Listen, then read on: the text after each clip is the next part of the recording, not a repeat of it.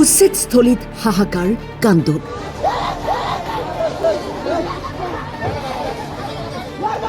ঘৰ এৰিবই লাগিব বেদখলকাৰীয়ে, সাজু বৃহৎ আৰক্ষীৰ দল। ৩৮খন জেচিবি, ৬০খনকৈ ট্ৰেক্টৰ লৈ সাজু ৬,২০০ বিঘা ভূমি বেদখল মুক্ত কৰিবলৈ।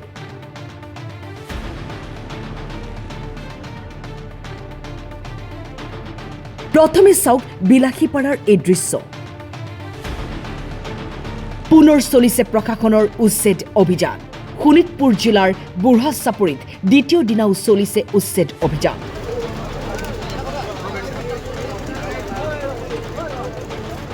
উচ্ছেদৰ বাবে সাজু হৈছে জিলা প্ৰশাসন। ৭১০ ঘৰ পৰিয়ালে ৬,২০০ বিঘা ভূমি বেদখল কৰিছিল।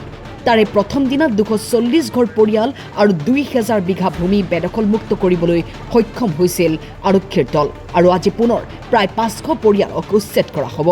৩৮খন জেচিবি, ৬০খনকৈ ট্ৰেক্টৰ লৈ সাজু হৈছে ৬,২০০ বিঘা ভূমি বেদখলমুক্ত কৰিবলৈ। আমাৰ টোটেল আছিলে ৬,২০০ বিঘা মাটি আছিলে আৰু তাতে প্ৰায় ৭১০ ঘৰ ফেমিলি আমাৰ আছিল।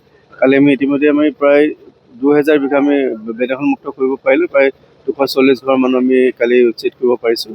আৰু বাকী আজি যিখিনি আছে আমাৰ ৬,২০০ৰ ভিতৰত বাকীখিনি আমি আজি সমাপ্ত হ'ব বুলি ভাবি লৈছোঁ আজি। আৰু বহুখিনি মানুহ কালি এভিকশ্যনৰ পাছত কিছু যাবলৈ আৰম্ভ কৰিছে তেওঁলোকে। কালি আমাৰ মেইন থাকিলে যিখিনি খেতি বাতি কৰিছে সেইখিনি আমিতো এভিকশ্যন বেদখলমুক্ত কৰিব লাগিব। সেইখিনি আমাৰ অলপ সময় ল'ব। জেচিবি প্ৰায় 38 মানখন আছে আৰু 38 আছে। আজি অলপ কমাই দিছোঁ।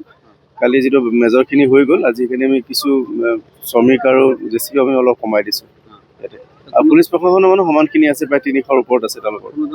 তেওঁলোকে কালি কৈছে কিবা পইচা দি কিনে দিছিলে, তেওঁলোকক এভিকশ্যনটো ষ্টে কৰিব বুলি ভাবিছোঁ। আৰু আমিও সেইটো শুনিছিলোঁ যে কেইটামান চৰৰ কথা হৈছে, আৰিমাৰী চৰ আৰু বেতলিবাৰী চৰ, এইকেইটা চৰৰ পৰা তেওঁলোকে পইচা লৈছিলে।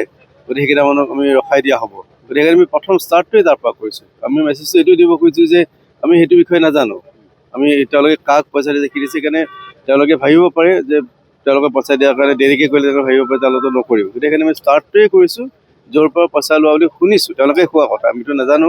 তাৰ পৰা আমি ষ্টাৰ্ট কৰিছোঁ। চৰকাৰেতো বহুত ষ্টেপ ল'লে, বসুন্ধৰাৰ থ্ৰুৰে ষ্টেপ লৈছে, যিখিনি মাটি দিব পাৰি সেইখিনি ৰেগুলাইজ কৰিয়ে আছে। কিন্তু যিখিনি মাটি দিব নোৱাৰি, যে ফৰেষ্টৰ লেণ্ডটো দিব নোৱাৰি, জলাশয়টো দিব নোৱাৰি, সেইখিনি মাটি উচ্ছেদ কৰিবই লাগিব।